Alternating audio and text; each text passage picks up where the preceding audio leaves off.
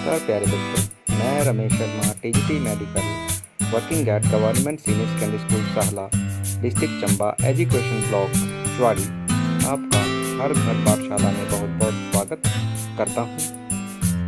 प्यारे बच्चों, आज का जो हमारा टॉपिक है वो है वन एवं वन्यजीव।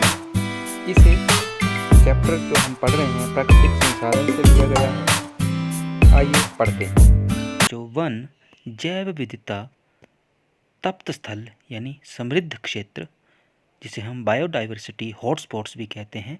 जैव विविधता हॉटस्पॉट्स वह क्षेत्र होता है जिसमें कोई जीव या स्पीशीज पाई जाती है, जिसे हम अगर उस क्षेत्र से ख़त्म कर दें तो यह हमेशा के लिए लुप्त हो जाती है। जैव विविधता को बचाकर रखना अति आवश्यक है। अगर जैव विविधता नष्ट हो जाती है तो पारिस्थितिक संतुलन भी बिगड़ जाएगा। बच्चों, वन जो है एक सोर्स ऑफ वेल्थ है। अगर हम इनका सही ढंग से दोहन करें, इस्तेमाल करें, तो ये हमें आजीविका हम इससे कमा सकते हैं। परंतु इनका अत्यधिक दोहन जो है इनको ख़त्म होने के कगार पर ले जा रहे हैं। आप देख रहे हैं, अगर इनकी इस तरह से हम कटाई करते रहे तो ये एक दिन ख़त्म हो जाएंगे, समाप्त हो जाएंगे, डिप्लीट हो जाएंगे। अतः इनका संरक्षण करना बहुत आवश्यक है। आइए अब हम नज़र डालते हैं एक कि कौन कौन इनके ऊपर निर्भर रहते हैं, यानी इनके दावेदार कौन हैं, जिनको हम स्टेक होल्डर भी कहते हैं। आइए देखते हैं। जो वनों के दावेदार, जिसे हम वन के हितधारक भी कहते हैं, और स्टेक होल्डर्स ऑफ फॉरेस्ट, ये वो लोग होते हैं जो वनों से डायरेक्टली और इनडायरेक्टली संबंध रखते हैं। चित्र में आप देख पा रहे हैं। पहले है विलेजर्स। ये वो लोग होते हैं जो वन में तथा वन के आसपास रहते हैं, वनों पर अपनी जीविका के लिए निर्भर रहते हैं। दूसरे हैं उद्योगपति यानी इंडस्ट्रियलिस्ट्स।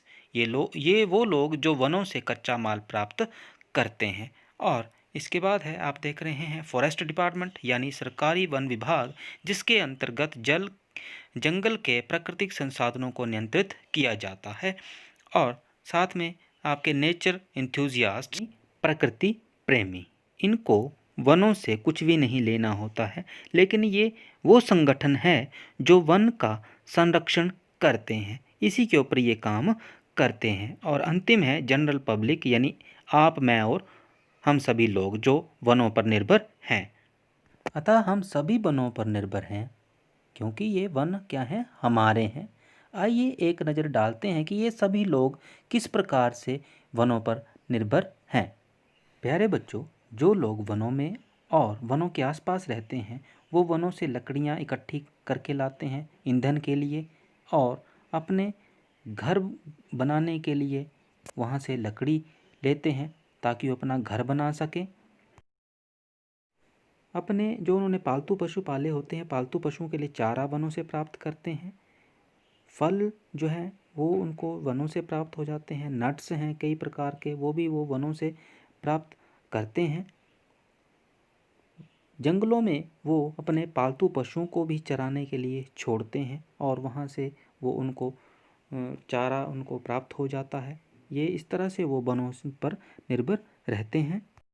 प्यारे बच्चों, इस तरह से जैव विविधता आप देख पा रहे हैं चित्र में। कई बार जो ये लोग हैं, आप चित्र में देख रहे हैं, पेड़ों को काट देते हैं। क्यों? क्योंकि वो चीड़, टीक और यूकेलिप्टस जैसे एक ही प्रजाति के पेड़ लगाते हैं, छोटा सा जंगल तैयार करते हैं। आपने कई बार देखा होगा रास्ते में, तो उनको लगाने के लिए वो बहुत सारा जैव विविधता को काट देते हैं। चित्र में आप देख रहे हैं, कई पेड़ों को काटना पड़ता है, जिससे जैव विविधता को नुकसान पहुंचता है। जैव विविधता जो है धीरे धीरे से समाप्त होती है। तो इस तरह से वो अपने जो है अपने स्वार्थ के लिए इस जैव विविधता को नुकसान पहुंचाते हैं। इस सभी का जिम्मेदारी किसकी रहती है? फॉरेस्ट डिपार्टमेंट की, कि वो इसके लिए हमारे वनों के संरक्षण के लिए नियम व कानून बनाए, ताकि हमारी जैव विविधता जो है वो बनी रहे। प्यारे बच्चों, वन विभाग का ये भी कर्तव्य है कि वो स्थानीय लोगों के हितों की रक्षा करे। ये नहीं कि बाहर से ही कोई आके लोग जो है वनों का दोहन करते रहें और स्थानीय लोग इससे वंचित रहें। प्यारे बच्चों, आप देख पा रहे हैं अब है इंडस्ट्रियलिस्ट यानी उद्योगपति, ये भी वनों पर निर्भर रहते हैं। कुछ उद्योग जैसे रबड़ उद्योग, खेल का सामान का उद्योग, ये हमारा कच्चा माल कहाँ से प्राप्त करते हैं? वनों से प्राप्त करते हैं, यानी डायरेक्टली डिपेंडेंट है वनों के ऊपर। हम लोग घर बनाने के लिए जैसे खिड़कियाँ, दरवाजे, फर्नीचर के लिए जो इमारती लकड़ी है वो भी हम कहाँ से प्राप्त करते हैं? वनों से प्राप्त करते हैं। यद्यपि कागज भी किससे बनता है? वनों से बनता है। तो इस तरह से जो है वनों पर हम जो है निर्भर रहते हैं। प्यारे बच्चों, प्रकृति प्रेमी ये भी एक संगठन है जो वाइल्ड लाइफ को संरक्षित करने के लिए कार्य करता है। यह मुख्यतः शेर, चीता, हाथी, राइनोसिरोज, बड़े जो जानवर हैं इनको बचाने के लिए, संरक्षित करने के लिए काम कर रहे हैं। लेकिन अब यह मुख्यतः पूरी जो हमारी जैव विविधता है उसको संरक्षित करने के लिए, बचाने के लिए काम कर रहे हैं। इस वन्य जीव और वन्य जीवन को बचाने के लिए वन्य जीव अभयारण्य, राष्ट्रीय उद्यान, जैव आरक्षित क्षेत्र जिसको बायोस्फीयर भी कहते हैं बना दिए गए हैं, जहाँ पे जीवों तथा पौधों को संरक्षित किया जाता है। इस तरह से हमारे वनों को संरक्षित करना बहुत ही आवश्यक है। जो जैसा कि आप चित्र में देख रहे हैं, व्यक्ति पेड़ काट रहा है ईंधन के लिए, लेकिन व्यक्ति को पेड़ नहीं काटना चाहिए। उसके लिए हमें क्या करना चाहिए? जंगल में जो पेड़ों की टहनियाँ टूटी हुई होती हैं उनको इकट्ठा करके जो है ईंधन के रूप में उसका इस्तेमाल हम कर सकते हैं। चित्र में आप देख रहे हैं, इस तरह से हम जो है वनों को बचा सकते हैं। और चित्र में आप देख रहे हैं पशु चरा रहा है व्यक्ति। हमें जंगल में पशुओं को घास चराने ले जाना चाहिए ताकि पुराना घास वो खा लें और उसकी जगह नया घास उग जाए। प्यारे बच्चों, अब वनों के संरक्षण के लिए वन विभाग का भी बहुत बड़ा योगदान है।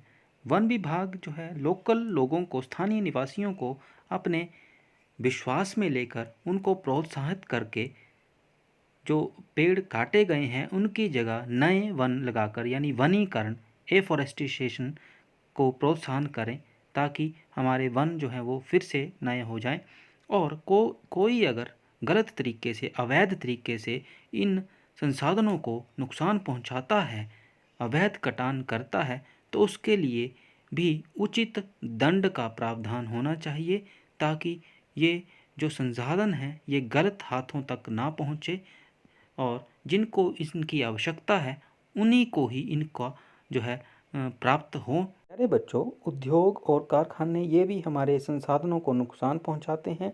इनके लिए भी नियम कानून बने होने चाहिए ताकि हमारे संसाधनों को नुकसान ना पहुंचे। क्या हैं वो? उद्योगों का जो व्यर्थ उत्पाद होते हैं उनको वातावरण में बिना उपचारित किए बिना ना छोड़ें ताकि हमारे वातावरण को, हमारे संसाधनों को, हमारी विविधता को, जैव विविधता को जो है नुकसान ना पहुंचे। और जो उद्योगपति वनों से कच्चा सामग्री प्राप्त करते हैं उसके प्रति जो है एक उचित दाम जो है उन संसाधनों का जो है वो सरकार को, वन विभाग को दिया जाए ताकि उसका इस्तेमाल स्थानीय जनता, लोकल जो हमारे लोग हैं उनके हितों के लिए उसका इस्तेमाल हो सके और हमारे जो है वन संसाधन हैं उनको जो है वो संरक्षित रहें। तो प्यारे बच्चों, हमने देखा कि हमें सभी को किस तरह से आम जनता, प्रकृति प्रेमी, वन विभाग, उद्योगपति और गांव वासियों को किस प्रकार एकजुट होकर इन वनों को बचाना है और इन नियमों का पालन करना है ताकि हमारी आने वाली पीढ़ी इन संसाधनों से वंचित ना रहे। इसीलिए हमें बचाने हैं अपने वन। तो प्यारे बच्चों, मैं आशा करता हूँ कि आप इस वीडियो के माध्यम से वन और वन्य जीवन के बारे में भली भांति समझेंगे और इसको याद भी करेंगे। तो आज के लिए इतना ही। Thank you and have a nice day.